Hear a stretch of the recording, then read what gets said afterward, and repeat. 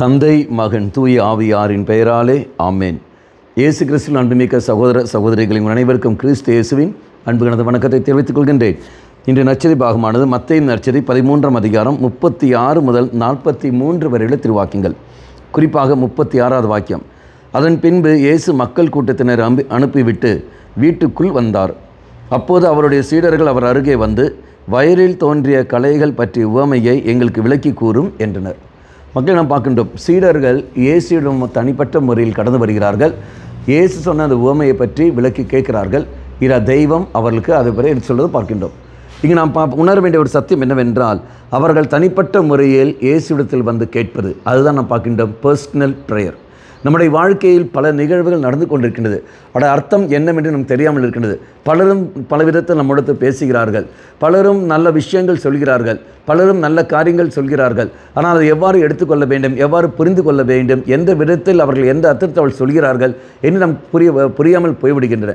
அப்போ வாழ்க்கையில் பல குழப்பங்களை நாம் சந்திக்கின்ற பொழுது, இதா தனிப்பட்ட முறையில் நீயும் நானும் மனிதனை தேடி போகாமல் இயேசுவை தேடி கடந்து வருகின்ற பொழுது, தெய்வம் இதோ அன்றாட நிகழ்வுகள், நம்முடைய வாழ்க்கையில் நடக்கின்ற ஒரு நிகழ்வுகள், நம்முடைய வாழ்க்கையில் நமக்கு நடக்கின்ற குழப்பங்கள், அதை அத்தனையும் தெய்வம் தெளிவுபடுத்தி தருகின்றார். அப்போ தனிப்பட்ட ஜெபமானது மிக மிக அவசியம்.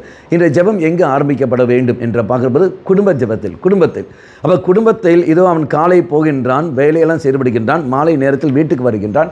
வீட்டுக்கு வந்த உடனே குடும்ப அங்கத்தங்களோடு இணைந்து கொண்டு அவன் ஜெபிக்கின்ற சமயத்தில் அந்த குடும்ப ஜெபமாலை அங்கே ஜெபிக்கின்ற பொழுது அன்று நடந்த சம்பவங்கள் எல்லாம் பகிர்ந்து கொள்வார்கள். பகிர்ந்து கொள்வது அந்த ஜெபமாலை வழியாகவே அவருடைய அர்த்தங்கள் தெய்வம் வெளிப்படுத்துகின்றார். என்ன நடந்தது என்று ஒருவேளை கணவன் வழியாகவோ மனைவிக்கோ, மனைவி வழியாக கணவனுக்கோ, அல்லது பிள்ளைகள் வழியாக பெற்றோர்களுக்கோ, அல்லது பெற்றோர்கள் வழியாக பிள்ளைகளுக்கோ அங்கு தெய்வம் அங்கு செயல்படுகின்றார். ஒவ்வொரு மனிதன் வழியாக தெய்வம் செயல்படுவார். அப்போ இறை வார்த்தை படிக்கின்ற சமயத்தில் வார்த்தை வழியாக தெய்வம் தெளிவுபடுத்தி கொடுப்பார். அப்போ இறை நாம் கடந்து வந்தால் மட்டுமே தான் முடியும். அப்போ ஜெபம் ஆனது தனிப்பட்ட விதத்தில் அது அவசியமாக இருக்கின்றது. சிந்தித்து பார்ப்போம். நாம் காலையிலிருந்து மாலை வரைக்கும் வேலை செய்து கொண்டிருக்கின்றோம். பல சம்பவங்கள் நாம் கேட்கின்றோம், காண்கின்றோம். அர்த்தங்கள் புரிந்து கொள்ளாமலே நாம் போய் கொண்டிருக்கின்றோம். பல குழப்பத்துக்கு மத்தியில் நாம் வாழ்ந்து கொண்டிருக்கின்றோம். அப்போ ஒரு தெளிவு வேண்டும் என்றால் ஜெபம் மிக மிக அவசியம். செய்வோம், தனிப்பட்ட ஜெபம் செய்வோம், குடும்ப ஜெபம் செய்வோம். வாழ்க்கையின் அர்த்தத்தை கண்டுபிடித்து கொண்டு அதுக்கேற்றபடி ஒரு வாழ்க்கை நாம் வாழ்வோம். கண்களை மூடிக்கொள்ளுங்கள்.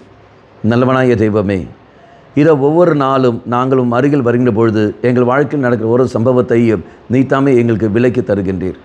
விலைக்கு தருவதற்கு நீ அங்கு தயாராக இருக்கின்ற சமயத்தில் நாங்கள் தான் அங்கு உம்மிடத்தில் வர தயாராக இல்லாமல் இருக்கின்றோம். இதை உம்மிடம் நாங்கள் கடந்து வர கிருபை தந்திலும். எவ்வாறு சீடர்கள் தனிப்பட்ட முறையில் மனை தேடி வந்தார்களோ அதே போல நாங்களும் தனிப்பட்ட முறையில் வருகின்றோம். இயேசுவே ஏற்றுக்கொள்ளும். அம்மா மாதாவே விசேஷமாக எங்களுக்காக பரிந்து பேசும். ஆமேன். தந்தை மகன் தூய ஆவியாரின் பெயராலே ஆமேன்.